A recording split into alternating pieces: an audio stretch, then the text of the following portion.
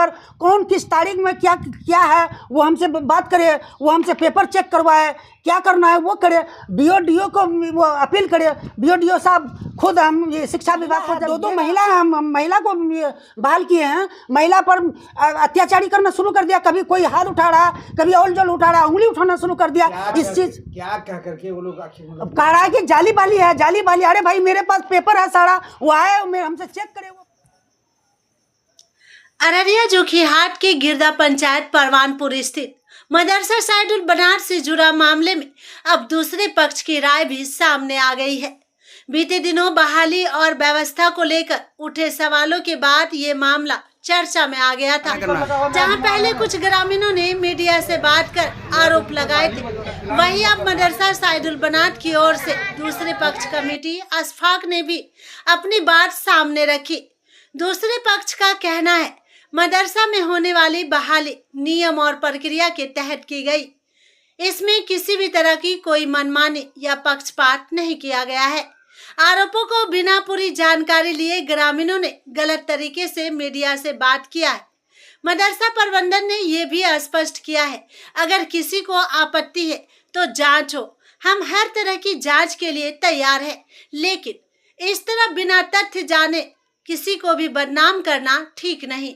अब इस पूरे मामले में पहले पक्ष के आरोप और दूसरे पक्ष की सफाई, किसमें कितनी है सच्चाई, आखिर ग्रामीणों का भरोसा किस पर है?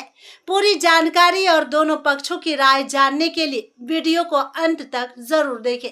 और हम बहाली क्या राय है उसी समय कमेंट में जरूर बताएं। पेज को भी फॉलो करें। फर्जी तरीके से आपने बहाली किया, फर्जी तरीके से बहाली किया है तो इससे मतलब है ये लेटर मेरा फर्जी है क्या, और बोर्ड फर्जी है क्या? बोर्ड में जाकर के मौलाना अलीमुद्दीन साहब और फारूक साहब और सोहराब बाबू जाकर के ये चेयरमैन साहब से और सेक्रेटरी साहब से वहाँ जब बात किया, सेक्रेटरी साहब मौलवी फारूक साहब को और मौलवी अलीम साहब को, सोहराब साहब को कहा कि अगर ज़्यादा उलट पुलट करोगे तो यहीं से तुम्हारा तनख्वाह रोक दिया जाएगा और तुम्हारा जाकर के ये सस्पेंड कर दिया जाएगा।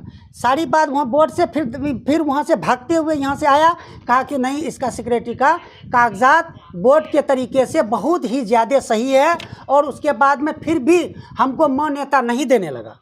तो मान्यता नहीं देने के बावजूद उनको क्या किया, घोष के तरीके से डीओ ऑफिस में दलाली के तहत में उन लोग अपना पेमेंट वहीं से वहीं करना शुरू करवा दिया, जिसमें कि सदर मुदर्रिस मौलवी अलीमुद्दीन साहब का हमने 3 महीना का पेमेंट भी रोकवाया। उसके बाद में रोकवाने के बावजूद फिर बोला कि अच्छा चलो ऐसा वैसा है, फिर ये करना है। उसके बाद जब बहाली की बारी आई तो 3 स्टाफ में जब वहाँ खाली मिला हम लोगों को, ये लोग तो चले गए।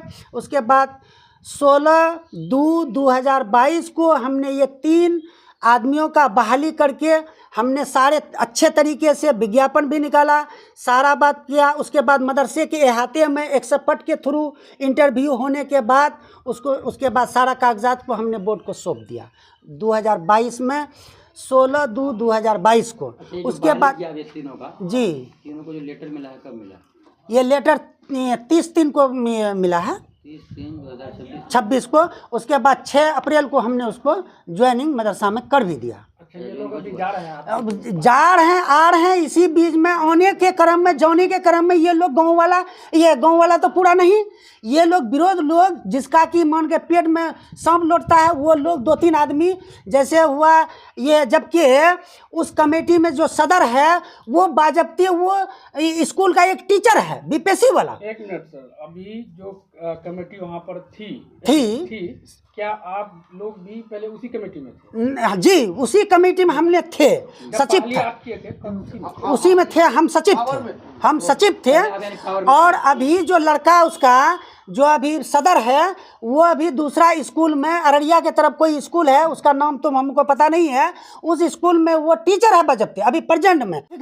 वो सर्टिफिकेट उसका एकदम न्यू ही जाली है। हम जब अपना पावर में थे उस 3 में इसका भी बहाली करने जा रहे थे, जब इसका सर्टिफिकेट में कहीं नाम कुछ और सर्टिफिकेट जब जाली नज़र आया, इसको हमने हटा दिया। और डीओ साहब बोला कि ये सर्टिफिकेट इसका नहीं चलने वाला है, ये नहीं चलेगा।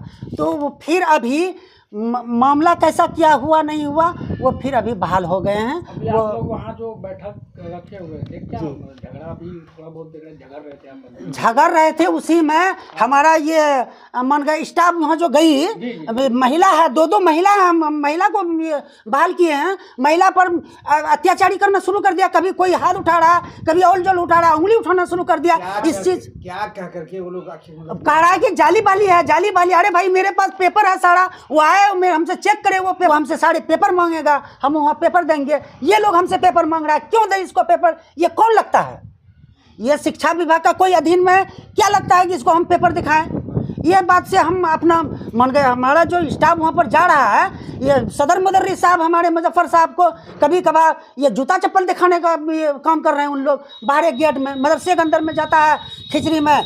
और सोहराब का सबसे मामला बड़ी बात ये है कि ये घोटाला आज 3 साल से जो कर रहा है, MDM में हमारे गांव गमाड़ है, ये गमाड़ गांव में ये कोई लिखित पढ़ित करता नहीं है और ये घोटाला पर घोटाला करते रहता है। इसलिए मेरा जो सदर मुदर्रिस जो बहाली हुआ है, इसका कमाई MDM का रोक लेने के वजह से ये अपना चार्ज भी नहीं दे रहा है जल्दी से।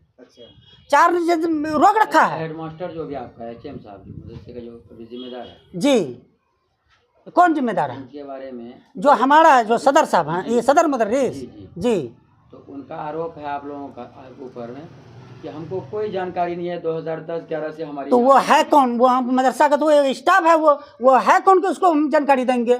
वो मदरसा का है कौन? वो तो जाली बाली का स्टाफ है। 2009 में जो बाली हुई, इस बीच में हमने हाई कोर्ट में उसका दायर भी कर रखा है, उसके विरुद्ध में हमने केस कर रखा है। और उसका ये जो ये बहाली है, उसका बहाली रद्द करवाएंगे ना हम हाई कोर्ट से। अच्छा, एक चीज हमने उसमें विज्ञापन डाल चुका है। आपके दौर में आपकी कमेटी में उस वक्त अध्यक्ष कौन? अब ये बर्जिस बोनू वर्गीज बोनो का कहना यह है कि ये बहाल हुआ जी, ये बहाली हम लोग को कुछ मालूम नहीं है, कब वैकेंसी निकला, किस तरह से बहाली हम उसको बहाली के मामले में कैसे मालूम होगा? यहाँ पर मदरसे के अंदर में सब कुछ हुआ पड़ा है। अभी जैसे मान गए कि दूसरी कमेटी वो ज्वाइन कर ली, इसके वजह से वो हमरे पर आरोप प्रत्यारोप कर सकती है। आप लोग कर रहे थे तो वो थी हाँ थी ना, मौजूद थी ये बर्जिस बोनू ना जी। देखिए यहाँ पर 1 नंबर में बर्जिस बोनू का नाम है, और उसके बाद में वो है कि नहीं है। जब हमसे वो हटने का काम किया, जब हमारी कमेटी से वो दूसरी कमेटी गई, उसका बेटा जो गया अबू कलाम, वो टीचर है बजबते एक इसमें स्कूल में।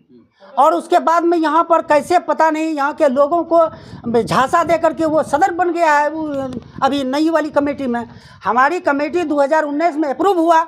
उसके बाद में 2000 अप्रूव होने के बाद में ट्रस्ट का कमेटी मेरा है। उसके बाद में उन लोगों ने ट्रस्ट कमेटी के टाइम रहने के बावजूद भी अलग से उन लोगों ने कमेटी डाल दिया। उसके हम अलग कमेटी डाल दिया 2022 के बाद। 23 में अलग कमेटी डाल दी। पूरा 22 में हम कमेटी हैं।